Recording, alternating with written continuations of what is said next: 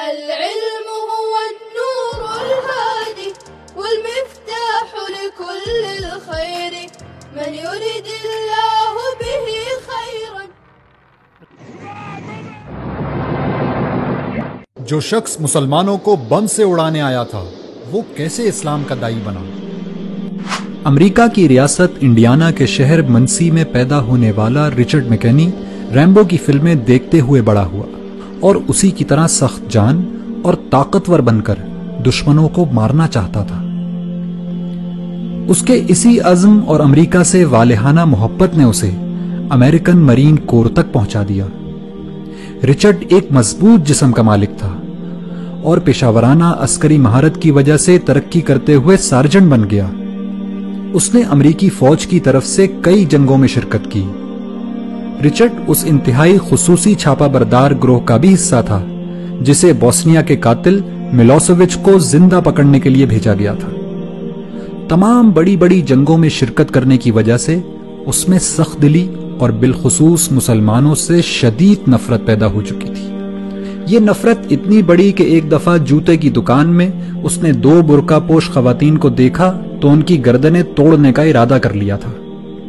اسی شدید نفرت کے سبب اس نے منسی میں مسلمانوں کی مسجد میں جمعے کے دن دھماکہ کرنے کا منصوبہ بنایا۔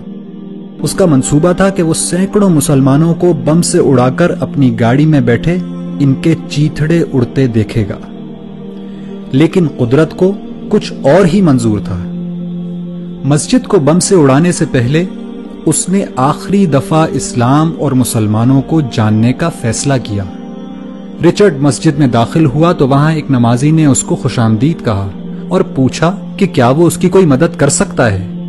رچرڈ نے اس شخص سے اسلام کو جاننے کی خواہش ظاہر کی، چنانچہ اس نمازی نے اس کو قرآن مجید دے دیا اور کہا کہ آپ اس کو پڑھیے اور پڑھنے کے بعد جو سوالات آپ کے ذہن میں پیدا ہوں وہ ہم سے پوچھ لیجئے گا۔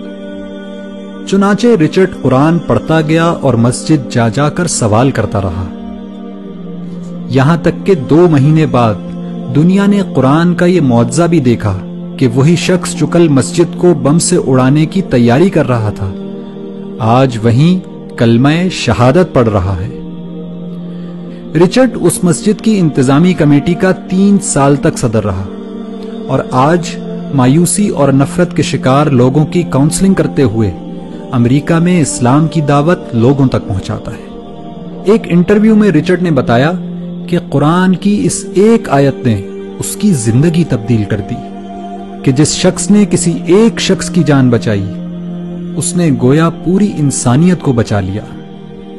اگر قرآن کی فقط ایک آیت مسلمانوں کے کٹر دشمن کی زندگی تبدیل کر سکتی ہے تو پورا قرآن کیا کچھ انقلاب برپا کر سکتا ہے۔